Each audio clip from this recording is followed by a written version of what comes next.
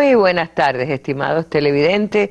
La Mesa Redonda se complace en estrenar hoy, de manera absoluta en la televisión cubana, el documental Bloqueo, del escritor y periodista colombiano Hernando Calvo Ospina. Hernando Calvo Ospina tiene ya realizaciones importantes en relación con el mismo tema del bloqueo, un documental anterior que habla del papel de la firma Bacardí para apoyar el terrorismo y también el bloqueo contra Cuba. Y hoy vamos a tenerlo en una comunicación telefónica que tendremos cercano a la exhibición del documental. En tanto, vamos a estar acompañados por dos especialistas que van a comentar con nosotros en torno a la actualidad del bloqueo a Cuba. La doctora Ana Teresa Badía, profesora de la Universidad de La Habana y también periodista de Radio Rebelde, y el máster Carlos Akira de la Fuente Abreu, quien es investigador del Centro de Estudios Hemisféricos y sobre los Estados Unidos, el CECEU de La Habana. Comenzamos ya en esta mesa redonda donde tendremos combinado documental que se estrena, el documental Bloqueo, y comentarios en relación con el estado actual de esa genocida política de Estados Unidos contra Cuba. El bloqueo a Cuba no ha terminado. El fin será el día que el Congreso de Estados Unidos proclame definitivamente que se ha finalizado, se ha concluido esta política. Y esa política de hostilidad, muy pronto, después del triunfo de la revolución, se transformó en una serie de actos de política exterior que empezaron a configurar lo que muy poco después sería el bloqueo. Desde el año 1996, cuando se aprobó la ley Helms-Burton, efectivamente, el Congreso codificó el bloqueo a Cuba en ley. ¿Qué quiere decir esto? Que lo que antes era solamente una prerrogativa del presidente quedó legislado. Por tanto, solamente en el futuro el Congreso de Estados Unidos podrá proclamar mediante otra ley que el bloqueo a Cuba ha terminado.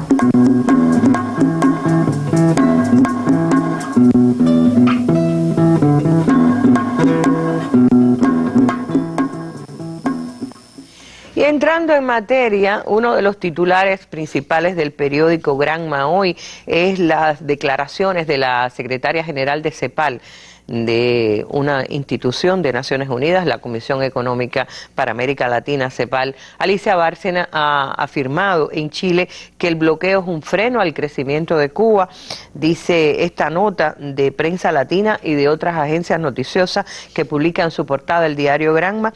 La Comisión Económica para América Latina y el Caribe, CEPAL, lamentó este miércoles el freno al crecimiento económico de Cuba que significa el bloqueo, aunque destacó los avances de la isla caribeña. En una rueda de prensa en Santiago de Chile, la secretaria ejecutiva de CEPAL, Alicia Bárcena, preguntada sobre las perspectivas económicas de Cuba, indicó que si bien son significativos sus progresos, todavía está la formidable barrera del bloqueo. En el mismo sentido, es noticia hoy, y ayer ya lo era, que la aspirante demócrata a la presidencia de los Estados Unidos, Hillary Clinton, estará mañana viernes en Miami, donde hará una presentación en la Universidad Internacional de la Florida y estaría declarando abiertamente su oposición a la continuidad del bloqueo a Cuba. Les propongo ver tal cual lo mostró la cadena Telesur.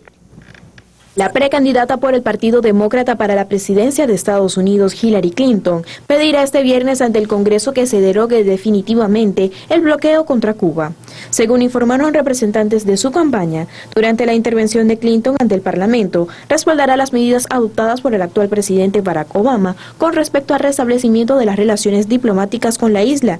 Además, criticará lo que califica como políticas fallidas del pasado, defendidas por sus adversarios republicanos. Este mismo día también participará en un foro de la National Urban League en la ciudad de Miami, en el que coincidirá con el precandidato republicano a la Casa Blanca, Jeb Bush, quien ha condenado fuertemente el acercamiento de Estados Unidos con Cuba. La ex primera dama en varias ocasiones ha defendido el fin del bloqueo económico al país caribeño, impuesto desde el año 1962. Aunque ya se han concretado avances en el tema, el basamento jurídico sigue en pie y son los miembros del Congreso quienes pueden invalidarlo.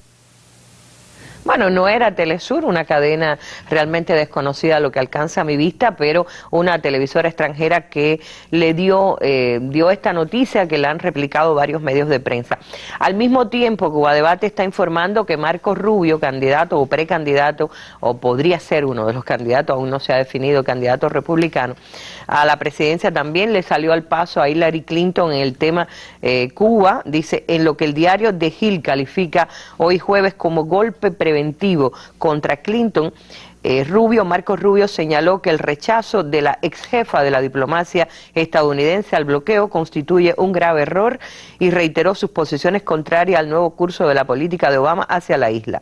Rubio y otras personalidades del Partido Rojo prometieron que si triunfan en las presidenciales del 8 de noviembre de 2016 cerrarán la embajada de Cuba en los Estados Unidos. Con estas noticias quiero comenzar mi diálogo con Carlos Akira. Justamente, Akira, porque se están moviendo dos tendencias extremas en relación con el tema. Lo primero es aclarar, bueno, creo que no hace falta, ya promovíamos el documental donde Josefina aclara que es el Congreso, Josefina Vidal, que es el Congreso de los Estados Unidos, el único que puede decretar el fin del bloqueo.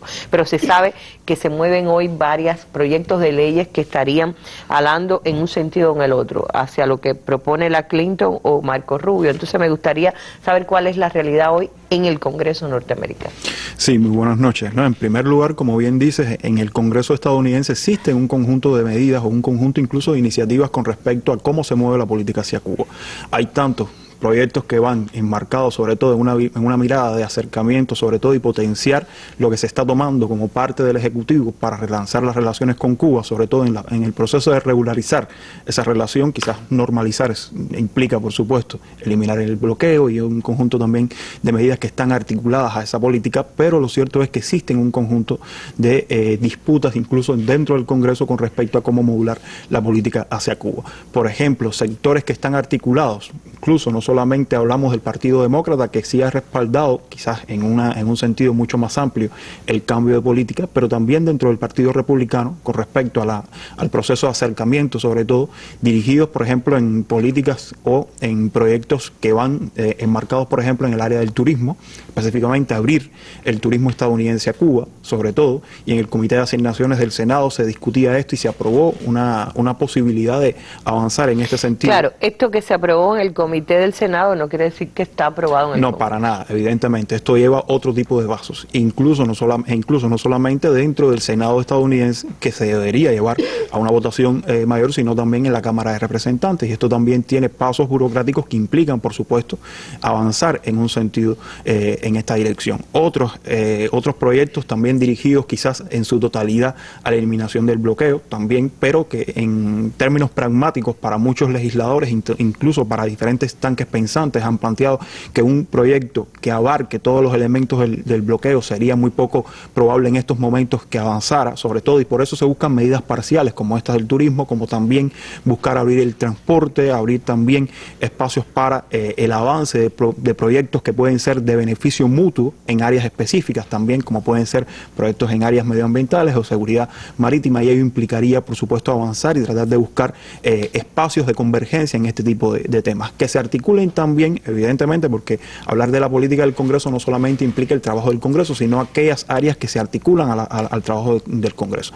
Por ejemplo, articularlo a sectores que hacen lobby dentro de la estructura congresional, como aquellas asociaciones que también promueven el turismo, también grupos que están tratando de relanzar desde el ejercicio de grupos de presión, por ejemplo, la relación con Cuba, como Engage Cuba, que también habla sobre el tema del turismo como un factor esencial. Cubanao también, que articula jóvenes de origen cubano que están muy interesados en avanzar en una nueva relación, quizás buscando un contrapeso contra otros sectores que mueven tradicionalmente o que han movido tradicionalmente la política, quizás no de un modo definitivo, pero sí han influenciado en un conjunto de toma de decisiones con respecto a la mirada tradicional. Y esto también tiene un sustento interesante en el aspecto ideológico. Por ejemplo, hay sectores que históricamente han estado alineados a la política conservadora, pero que también buscan criticar la política tradicional. Vamos a poner un ejemplo: Ron Paul, que es libertariano, que se manifiesta en una mirada conservadora, precandidato presidencial, incluso senador, pero que se mueve en una cuerda conservadora con respecto a temas como el Obamacare, la política migratoria, el matrimonio homosexual, etcétera, pero con respecto al tema del libre mercado y la libre inversión, pues es favorable a este tipo de política y por lo tanto está en contra, ha dicho que está en contra de todas ataduras y restricciones. Exactamente, de que el gobierno federal se inmiscuya en este tipo de asuntos y por lo tanto apoya toda política que vaya en contra de mantener el bloqueo. De hecho lo ha manifestado así, no solamente él, sino también otro grupo de legisladores y otras figuras que han estado que han estado articuladas a este movimiento conservador. Incluso valga la aclaración decir, por ejemplo, que ese movimiento ha adquirido un importante peso dentro del Congreso de los Estados Unidos, llegándose a definir incluso, no como en palabras técnicas, pero sí definiéndose como la tercera fuerza política casi, los libertarianos, o sea, que defienden esta mirada, sobre todo desde una posición cercana a Rand Paul. Que son medios parecidos al Tea Party, pero con otro tipo de... Sí, tienen incluso vasos comunicantes con el Tea Party, pero en el caso específico de la política hacia Cuba, defienden que se elimine el bloqueo y se eliminen las restricciones al comercio. Ahora, si ustedes tuvieran, pienso, a lo mejor no han hecho ese análisis todavía los especialistas del CECEU, pero ¿hay alguna aproximación ya en qué grado están las fuerzas que están contra y a favor del bloqueo dentro o contra y a favor de las relaciones con Cuba dentro del Congreso? ¿Cuáles son los pesos pesados, hacia qué lado tiran? Tú decías que va creciendo la fuerza de los libertarios que son favorables a la relación con Cuba, pero yo pregunto, ¿ya tanto como para pensar que antes de que termine Obama habría una decisión del Congreso contra el bloqueo? Yo creo que lo que se está buscando en primer lugar, incluso con figuras preeminentes dentro del Senado y dentro incluso de los dos partidos, se busca tratar de buscar medidas parciales, avanzar en espacios que puedan ser objetivos y concretos para poder lograr cambios que sean de mediano y después a largo plazo, por supuesto, el desmontaje del bloqueo. Pero se buscaría en primer lugar, por ejemplo, articularlos con este elemento del turismo, que sería estaría muy presente incluso con figuras como Jeff Flake, que también es conservador, pero que tiene una mirada también de apoyo al cambio de política, Patrick Leahy, que estamos hablando de dos figuras dentro del partido, por ejemplo, republicano y del partido demócrata, que tienen importancia también en la toma de decisiones dentro del Comité de Asuntos Exteriores del Senado, dentro de espacios también de convergencia y de consenso bipartidista, y que por lo tanto también buscan impulsar este conjunto de políticas. Definir, por ejemplo, de que existe una fuerza mayoritaria en este momento sería quizás especular demasiado, pero podemos decir que quizás en los últimos años existe una tendencia al incremento del grupo de congresistas que apoyan. Y se puede decir que por primera vez. Bueno, se puede decir que sí. Desde que existe el bloqueo. Exactamente. Se puede decir que es una tendencia que se muestra novedosa en el sentido de la eliminación de las restricciones que implica el bloqueo como política general o como política que durante mucho tiempo definió la mirada de Estado desde los Estados Unidos hacia Cuba. Existe al menos esa tendencia. Por ejemplo, también desde el otro espectro de la política, evidentemente se mueven un conjunto de decisiones como la aprobada por sectores que defienden la política tradicional de que ningún buque o ningún avión estadounidense o aerolínea estadounidense que flete aviones específicamente pueda usar aeropuertos o puertos que fueron nacionalizados en un momento determinado o que fueron propiedad estadounidense. O sea, esa medida, por ejemplo, avanzó dentro de la Cámara de Representantes, que debemos decir que existe una correlación de fuerzas favorable a los republicanos, avanzó pero con una votación que no se puede decir que fue muy amplia ni mucho menos, o sea, fue estrecha. Ellos quizás en años anteriores y en momentos en los cuales no existía una declaración del Ejecutivo de avanzar en una relación mucho más directa con Cuba, en establecer embajadas, quizás en años anteriores un Congreso diferente no hubiese logrado ese tipo de margen estrecho de diferencia. Pero en este contexto, con la apertura de embajadas, con la potencialidad que implica un conocimiento sobre Cuba, con las tendencias de la opinión pública estadounidense, con lo que han arrojado las diferentes encuestas y estudios de opinión, podemos decir que existe una mirada mucho más amplia de apoyo quizás a esa transformación. Y ahora que dice, Akira habla de las tendencias de opinión, las encuestas más recientes, Pew Research dice que 7 de cada 10 norteamericanos están por el levantamiento del bloqueo, que alguien en algún medio de prensa estaba leyendo, dice, paradójicamente, 7 de cada 10 cubanos nacieron con el bloqueo. Exactamente. Es exactamente la misma relación. Voy con Ana Teresa Badía, que acostumbra también a hacer los estudios de las tendencias dentro de los medios de comunicación. ¿Por qué será, Anita? Dos cosas. Una, hay un cable, leía yo, el otro día leía un reporte de prensa, creo que es incluso de un periódico peruano, que decía que el término bloqueo, que si Cuba lo llama bloqueo, que si Estados Unidos embargo, y por supuesto decía que nosotros lo llamamos bloqueo como parte de la política, pero que no deja de ser embargo por los términos técnicos. Solo los que lo sufrimos sabemos que es bloqueo. Pero me gustaría también saber por qué hay tanta gente en el mundo, tendrá mucho que ver la prensa, con que todavía hay tanta gente en el mundo que cree que después del 17 de diciembre se acabó el bloqueo. Bueno, muy buenas noches. Primero, por hacer la precisión, el bloqueo contra Cuba tiene jurídicamente todas las características de un bloqueo y no de un embargo. Primero, porque es una medida de guerra que se ha continuado aplicando durante tantos años en tiempos de paz. O sea, es una política obviamente de guerra, de conflicto bélico, que viola toda convención de Naciones Unidas, y creo que desde ese punto de vista está la confusión a veces o la cierta manipulación también de algunos medios internacional. Exacto, ¿no? El hecho de sancionar a terceros países, por ejemplo, te da la medida, reitero, de que mantiene todo el requerimiento jurídico para calificar como bloqueo y no como embargo en este caso. Hay también una cierta confusión, pienso que a veces generada por ciertos analistas y algunos medios de comunicación, en que ciertamente el bloqueo terminó durante, no el 17 de diciembre, sino en enero, cuando el presidente Barack Obama anunció las medidas que un tanto flexibilizan ese bloqueo, que tampoco diría que flexibilizan el bloqueo, sino que han sido medidas que atenuantes en este caso, pero hay muchos aspectos que continúan obviamente íntegros. O sea, reitero, el basamento jurídico del bloqueo no ha sido modificado, y hay temas, por ejemplo, sobre los cuales ya se mencionaba el tema, digamos, del turismo,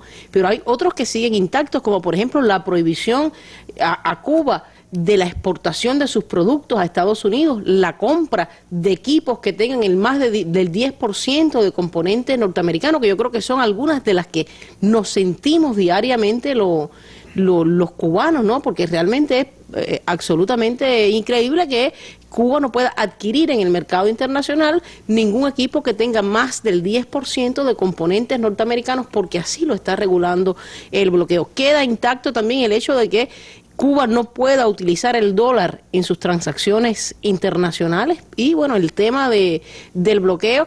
Un tema también por el cual han abogado muchos grupos en la actualidad en Estados Unidos es el tema de la salud. Tampoco se ha podido exportar en materia de salud todo lo que Cuba ha querido hacia Estados Unidos, porque en definitiva son productos que son en muchos de los casos pedidos por la población. Hay una población que cada vez más está rechazando la política del bloqueo. Para que se tenga una idea, esa misma encuesta del Pew Research Center que tú mencionabas está argumentando que un 72% de los norteamericanos se opone a una política en estos momentos de bloqueo. Significa una subida de, diría yo, 10 puntos porcentuales aproximadamente, teniendo en cuenta las últimas encuestas que se hicieron antes de la reapertura de las embajadas. O sea, es una tendencia que tiende a incrementarse.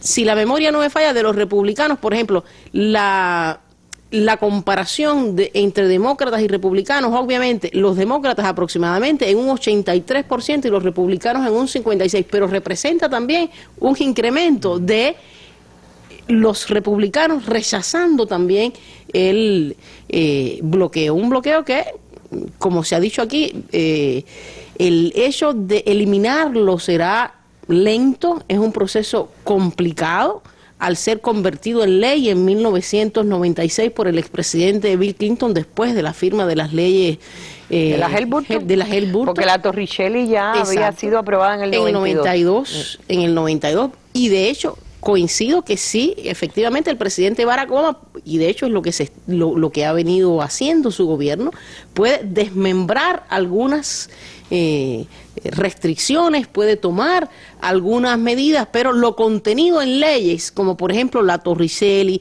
la Helms-Burton, después la otra ley del 2000 de las sanciones, solo lo puede eliminar el Congreso, y eso es un proceso muy difícil, como se ha dicho aquí. A pesar de los avances en tal sentido, habría que empezar, para que se tenga una idea, por buscar en calendario, calendariar esa discusión que no está todavía en la agenda del Congreso. Ahora, en términos de medios de comunicación, yo te llamaba la atención sobre eso porque es tu especialidad, pero decía, hay una responsabilidad en los medios que inmediatamente empiezan a hablar relaciones, el deshielo, se relacionan Cuba y los Estados Unidos, todo el mundo tiende a pensar la simplificación también. Bueno, si hacen relaciones, ¿cómo puede haber bloqueo? Es incompatible una relación normal, y de ahí también que el proceso, eso lo veremos más adelante en el documental, bien explicado, porque es un documental hecho después del 17 de diciembre del año 2014, pero sin duda están los componentes mediáticos pesando sobre todo eso. Sí, sin duda, y obviamente desde los últimos tiempos se hace más presente este tipo de análisis. Primero, no solo ya por manipulación, sino también por confusión de los investigadores, de analistas y de públicos en general con relación a el bloqueo. Yo he tenido amistades que me han escrito, bueno, menos mal que se acabó el bloqueo. No, el bloqueo está intacto. O sea, y tal vez sea una debilidad de nosotros, incluso como medios de comunicación también, en no explicar mucho más qué es lo que está pasando con relación al tema. Bueno, ustedes me imagino también que en los medios académicos han tenido que confrontar, por ejemplo, cuando ustedes confluyen tantos eventos que ahora hay sobre Cuba, Cuba está de moda, Cuba ha vuelto a los primeros planos desde el 17 de diciembre en el sentido de que hay eventos científicos donde quiera. El punto de vista dominante es que se acabó el bloqueo. Bueno, no necesariamente, pero sí existen manifestaciones al respecto de que el bloqueo, bueno, ya no es funcional, o que ya no se manifiesta, o que, bueno, la política de Estados Unidos cambió, y por lo tanto ya es incoherente la existencia de un bloqueo, y por lo tanto no se manifiesta. Y evidentemente sí, aún siguen vigentes, como decía, como se decía acá, la medida, por ejemplo, de eliminación de bloqueo, las diferentes leyes que están articuladas no se definen en un día ni en meses. O sea, una ley en los Estados Unidos no necesariamente las articuladas. Puede llevar años. Puede llevar años, exactamente. Lleva procesos de desgaste, de negociación, de consenso, y evidentemente ello no implica, en términos tan complejos como el tema del bloqueo, que evidentemente lleva una polarización dentro del Congreso, aunque se muestran tendencias de incremento de apoyo, pero que existen también puntos de discrepancia fuertes, porque no solamente quizás hablemos del término comercial, por ejemplo la ley de ajuste cubano, temas que también están articulados a cuestiones de seguridad, exactamente, y implican por supuesto discusiones que están pendientes dentro no solamente de las estructuras ampliadas del Congreso, Cámara de Representantes o Senado, sino incluso dentro de los diferentes departamentos y sus burocracias a la hora de cómo articular esa política a lo que desea la administración de Barack Obama, lo que manifiesta quizás el propio Ejecutivo en sus diferentes instituciones. O sea, ello implica por supuesto rearticular todas las funciones del sistema político, articularlas a una nueva visión de cómo impulsar la relación con Cuba. De hecho, por ejemplo, para anunciar la apertura de embajadas, pudimos ver que es un proceso incluso complejo, donde incluso diferentes figuras del Comité de Asuntos Exteriores del Senado manifestaban que no darían ni siquiera ningún financiamiento o que no apoyarían la nominación de ningún embajador. Afortunadamente, las embajadas o el funcionamiento de una embajada no precisa exclusivamente de que haya la figura del embajador, y pueden funcionar con encargados de negocios, pero suele ser un debate. Pero podría demorarse mucho. Suele ser un debate muy complejo. Bueno, yo voy a acotar algo que decía Alicia Bárcena ayer en Santiago de Chile. Dice que se han levantado algunas restricciones de viajes, ¿verdad? Pero todavía el bloqueo es un asunto muy fuerte. Creemos que habrá 11 rubros mucho más activos, se refiere a los de la promoción de la inversión extranjera de la ley cubana, que van a atraer capital extranjero, como agroalimentario, bioquímico, energías renovables, construcción, el nuevo puerto del Madiero operativo. Esas transformaciones dentro de la economía cubana y el cambio de algunas leyes seguramente van a traer resultados positivos. Y también habló de las predicciones de incremento de la economía cubana con una dinámica que supera los cálculos iniciales de la CEPAL y ahora se fija en un 4%. Si bien él decía que dentro de la desaceleración que vive América Latina, Cuba tenía uno de los mejores resultados previstos para este año, pero decía sigue siendo un obstáculo formidable, y aquí la palabra formidable no es en positivo, sino como queriendo decir que es bastante fuerte el bloqueo en términos de que el vecino más cercano del país realmente no sería un factor de cooperación todavía. Es decir, yo creo que ya estamos en condiciones de acercarnos a la opinión y a la invitación del realizador. Digo, ¿quieren comentar algo finalmente sobre este tema? Les agradezco muchísimo a Kira y Ana Teresa, no se me vayan, vamos a escuchar las palabras de Hernando Calvo Ospina. Irma Shelton, desde el Centro de Operaciones Internacionales, se comunicó un poquito más temprano. Tengamos en cuenta que ahora es madrugada en Europa, y para no incomodar a nuestro especial invitado de hoy, Hernando Calvo Ospina, que está residiendo en Francia, pues se hizo esta comunicación más temprano. Hacia allá, hacia el Centro de Operaciones Internacionales, va nuestra señal. Pues sí, hemos hecho contacto telefónico en París, Francia, con Hernando Calvo Ospina, periodista, escritor, colaborador de Le Monde Diplomatique. Ospina, nos interesa conocer qué motivaciones tuviste para realizar este documental. Dos cosas muy importantes. Lo primero, que sucedió el mismo día, que fue la locución del presidente Obama y el presidente Raúl Castro, y luego la llegada de los tres, el mismo día, la llegada de los tres antiterroristas cubanos. ¿Qué pasa? Que en estos momentos uno se da cuenta de que se va a acabar el bloqueo, sí o no. Pero fue casi instantáneo que nos llegó eso a la cabeza en el exterior, con la alegría de esas dos noticias tan importantes. ¿Se va a acabar el bloqueo, sí o no? Y muy rápidamente en el mes de enero nos dimos cuenta que el bloqueo continuaba, que la gran campaña mundial ya no era por los 5, pero que había que continuar acompañando a Cuba para que los Estados Unidos retiraran el bloqueo. Fue por eso que nos decidimos con la Asociación Francia-Cuba, de la cual soy su vicepresidente nacional, de hacer un documental, ir a Cuba, averiguar qué era realmente lo que iba a pasar, podía pasar con las nuevas relaciones, la nueva situación con Estados Unidos. Así fue que nació la idea de este documental. ¿Y qué premisa te planteaste para este documental? Que esa revolución hay que cuidarla, que si los cubanos supieran la admiración que nosotros le tenemos a su revolución, a todo el sacrificio que han hecho, y que si supieran, porque yo creo que hay muchos cubanos que no se dan cuenta por estar en Cuba, por tenerlo tan cerquita a su revolución, supieran el ejemplo de Cuba, lo que representa Cuba, esa revolución, esa dignidad de la revolución, y que yo creo que por eso hay que seguirla cuidando, no dejarse llenar de ilusiones, porque la llegada de Estados Unidos va a cambiar todo, algo que yo lo dudo bastante, para positivo, ¿no? Para positivo, que yo creo que Estados Unidos, que hay que cuidarse más, porque Estados Unidos ya lo dijo el mismo presidente Obama el 17, la estrategia es la misma, acabar con la revolución cubana, lo que va a cambiar son la táctica. Entonces sí, para los cubanos que cuiden ese tesorito que tienen, que se llama revolución, porque son una fuente de dignidad y orgullo a nivel mundial, a nivel latinoamericano, ni se diga, y a nivel mundial también. Yo creo que es el país, la nación de América Latina que más es reconocida a nivel mundial, a nivel político, a nivel de medicina, a nivel de educación, y eso vale la pena. Siempre digo, ¿qué tal si no tuvieran bloqueo y qué tal si tuvieran recursos estratégicos? Entonces eso, y que por el lado mío siempre seguiré apoyando la revolución cubana hasta el último día y hasta el último momento de mis alientos, hasta el día que pueda, hasta el día que deje de respirar.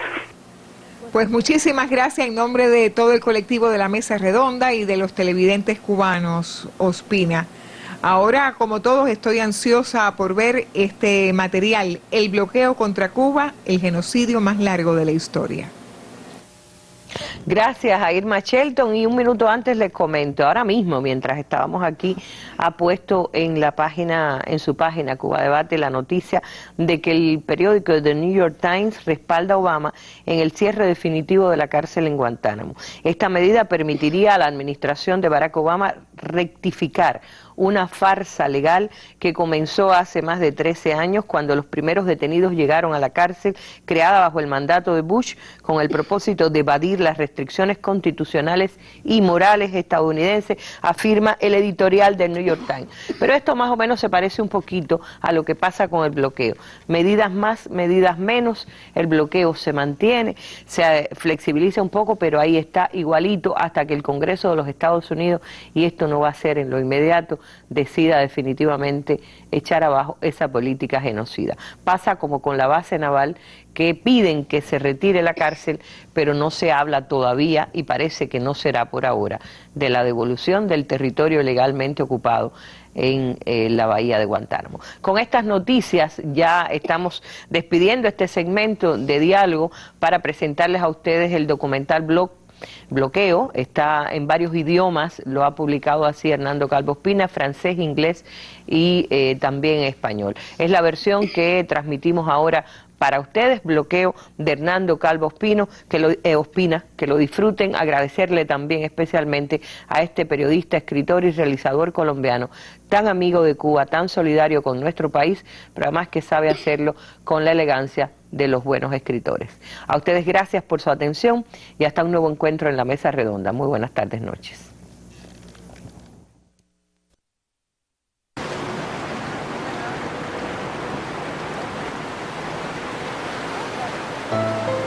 Y no es embargo ni bloqueo, es guerra.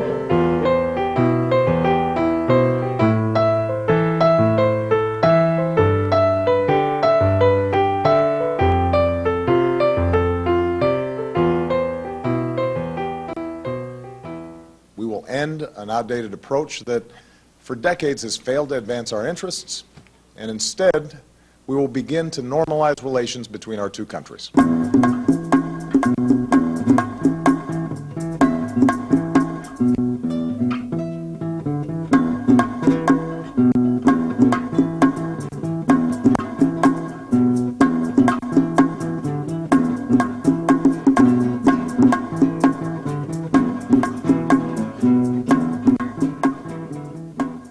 La decisión de restablecer relaciones diplomáticas con Cuba, que es reconocer la legitimidad del gobierno de Cuba, que es algo que se quiso negar a nuestro país durante más de 50 años. Resultado de un diálogo al más alto nivel que incluyó una conversación telefónica que sostuve ayer con el presidente Barack Obama, se ha podido avanzar en la solución de algunos temas de interés para ambas naciones. After all, these 50 years have shown that isolation has not worked. It's time for a new approach. Reconocer abierta y públicamente que la política de Estados Unidos hacia Cuba había fracasado, había terminado aislando a Estados Unidos cuando el propósito original era aislar a Cuba. Yo creo que eso es un reconocimiento a la resistencia del pueblo de Cuba y un reconocimiento a la solidaridad mundial, sobre todo de América Latina y el Caribe, que hizo frente común fundamentalmente en los últimos 10, 20 años.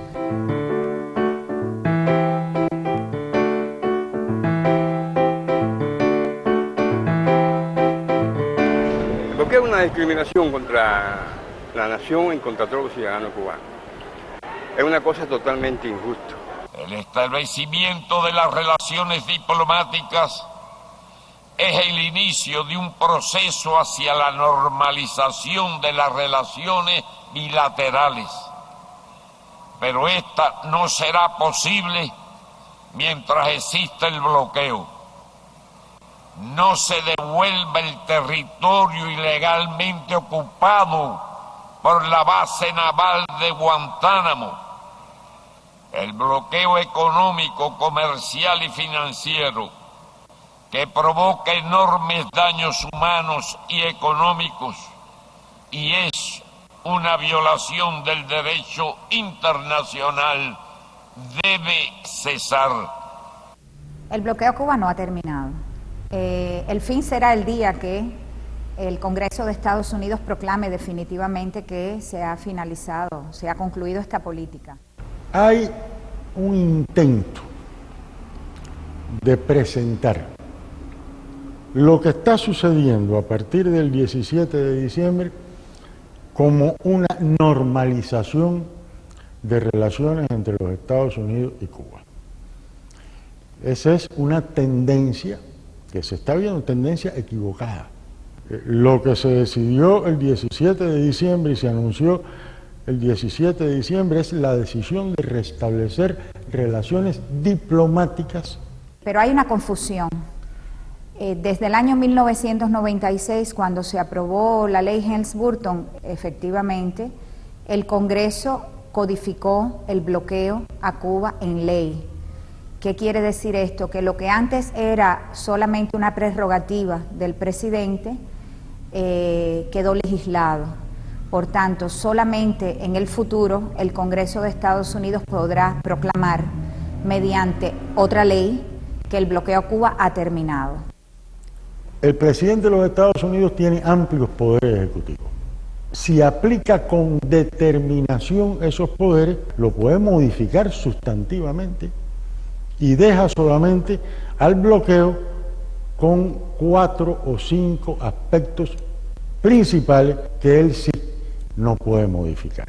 Obama es el presidente, pero en Estados Unidos no gobierna el presidente, gobierna el lobby. El lobby, los grandes intereses son los que en realidad dirigen el país.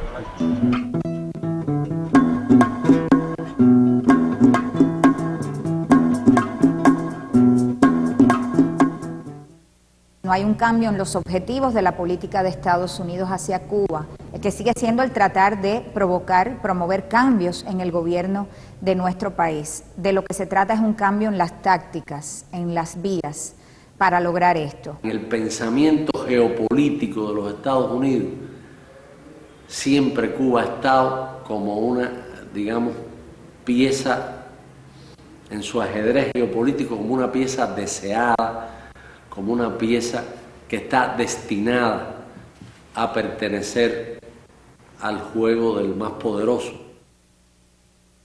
Desde el mismo triunfo de la Revolución Cubana se produjo una hostilidad por parte del gobierno de los Estados Unidos.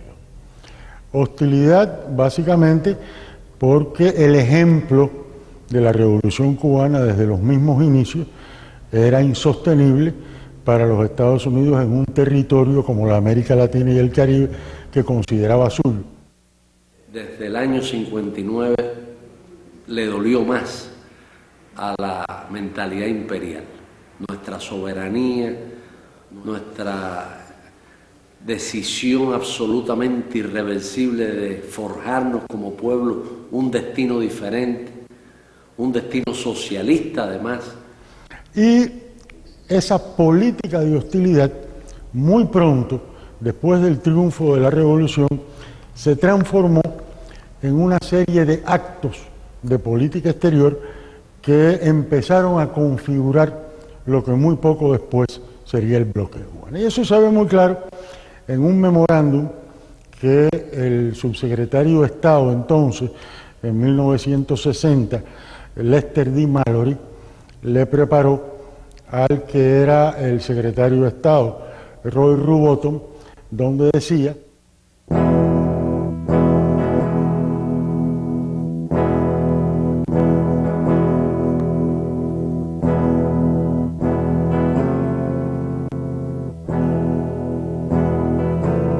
Cuando Kennedy estaba firmando el bloqueo contra Cuba, que lo estaba haciendo en nombre de Dios, creo que estaba en ese momento conscientemente, sabía que estaba cometiendo el pecado original.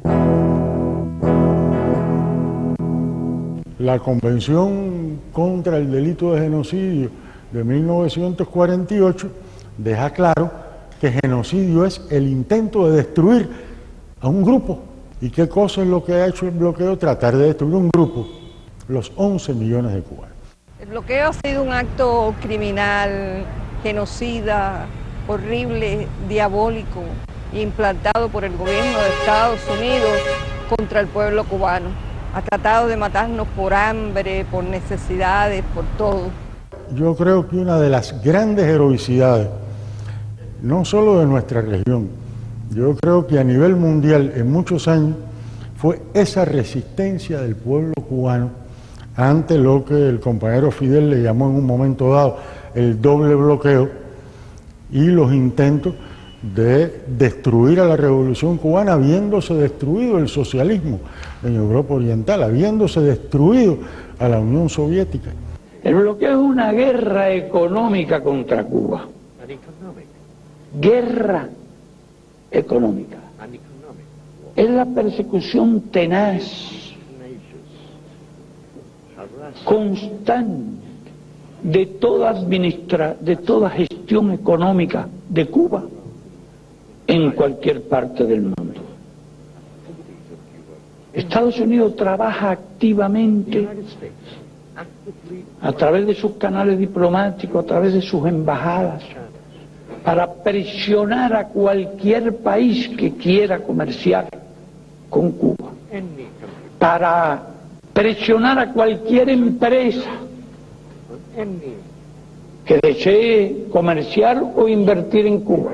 Es importante tener en cuenta que cualquier medida que condene a no poder entrar en Estados Unidos, recibir penalidades desde el punto de vista financiero, incluso personal, para poder mandar a sus hijos a estudiar, viajar, hacer todas esas cosas, lógicamente que a mucha gente algunos los aterra, pero a muchos otros, aunque sea, los paraliza. Y mucha gente dice, me voy a invertir a otro lado, voy a invertir en los propios Estados Unidos para no correr el riesgo de caer en alguna de las tantas cláusulas que tiene la Helms-Burton. Los daños acumulados del bloqueo hasta el mes de julio del 2014 ascendían a $1.112.000.000.000 de dólares. Cuando digo billón, estoy hablando de 1 billón en español. 1 billón en español es 1 millón de millones. Es que ese imperio da tanto miedo que nadie quiere comerciar con nosotros y entonces nos obstruye cualquier paso en todos los sentidos.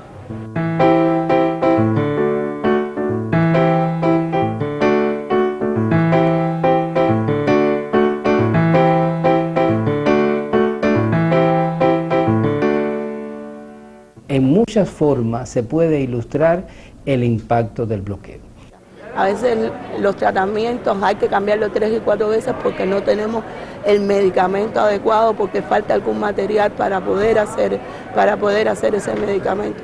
Podemos hablar específicamente de los momentos en que no hemos podido tener abastecimiento de algunos medicamentos importantes para el control de las enfermedades, de momentos en los cuales nos ha sido difícil adquirir equipamiento médico a través del cual nosotros podamos hacer tratamiento, o bien equipamiento médico a través del cual nosotros podamos realizar medios diagnósticos o de investigaciones, o bien podemos hablar de momentos en los cuales no hemos podido adquirir determinados reactivos para nosotros poder hacer estas investigaciones, estos estudios que requieren los pacientes. A Cuba no se le puede vender por ningún país ningún producto o ninguna mercancía o ninguna maquinaria o ningún equipo que tenga más de un 10% de componente norteamericano. La gente también se sorprende y la gente dice, oye, pero ¿cómo es que ustedes sobreviven? Soy profesora de música y trabajamos con los niños con este tipo de discapacidad físico-motor.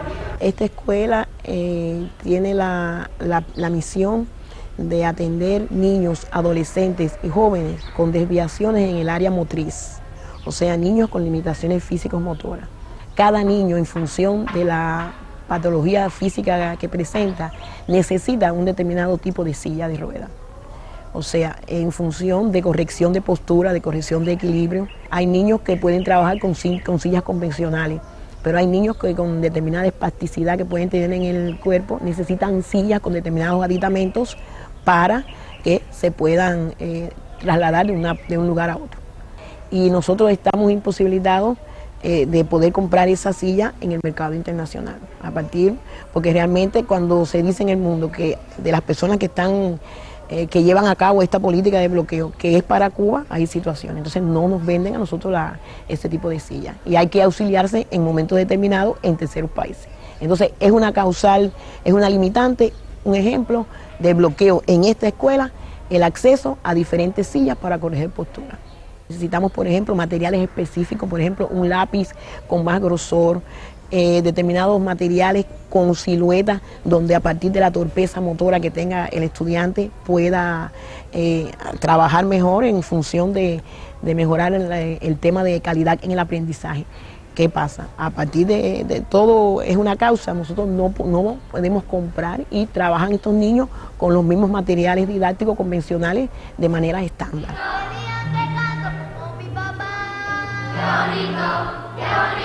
Y al final la escuela cumple su misión, que es la atención integral a estos niños jóvenes, adolescentes y jóvenes, niños, adolescentes y jóvenes, con la función fundamental de prepararlos para la vida adulta e independiente y que sean útiles a nuestra sociedad.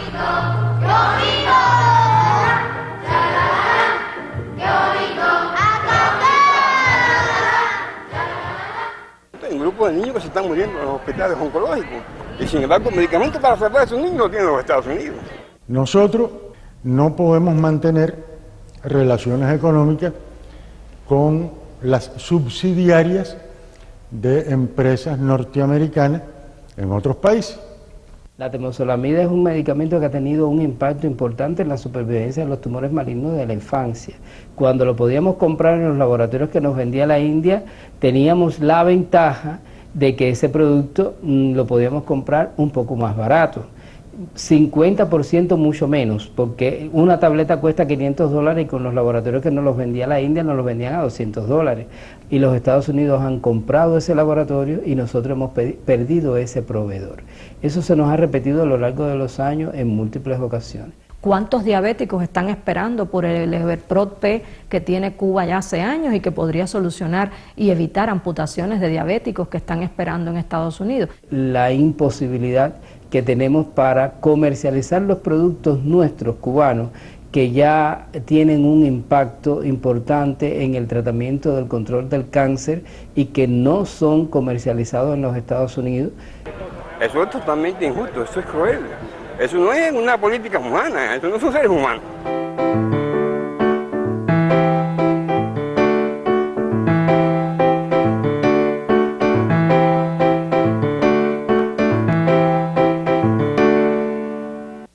Me ha detenido en la calle para preguntarnos, bueno, ¿qué va a hacer ahora? ¿Qué va a hacer Cuba? Porque también yo creo que junto con la alegría y junto con el deseo de que se levante el bloqueo y junto con el deseo de que se normalicen realmente las relaciones, está también en buena parte de la población la preocupación de no perder lo que hemos alcanzado. Porque hay muchos países, y tú lo sabes, que hacen muchas concesiones ante Estados Unidos, ante el FMI, para poder tener buenas relaciones y para que los yanquis no los castiguen con esto y con lo otro.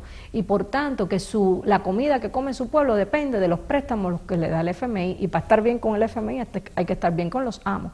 Cuba ha dejado muy claro, tanto en sus conversaciones con Estados Unidos como en declaraciones públicas, que ningún aspecto concerniente al ordenamiento interno cubano es negociable, ni con Estados Unidos ni con ningún otro país.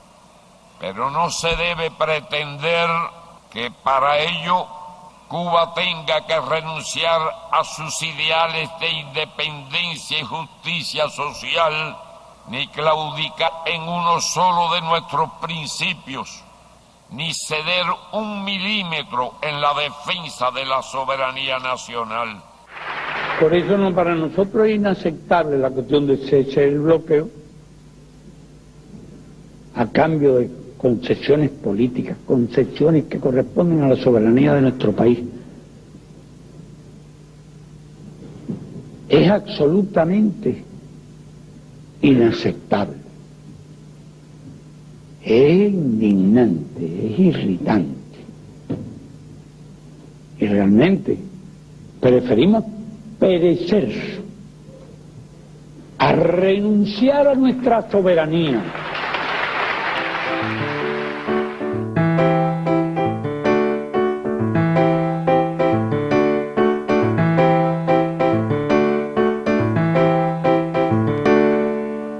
Una de las claves del éxito de la Revolución Cubana desde sus inicios fue la unidad del pueblo cubano. Y uno de los objetivos durante todos estos años de las sucesivas administraciones norteamericanas ha sido quebrar esa unidad. Nosotros hemos demostrado en 56 años que hemos estado preparados para resistir políticas sumamente agresivas, invasiones, planes de atentados, sabotajes, introducción de epidemias, bloqueo económico.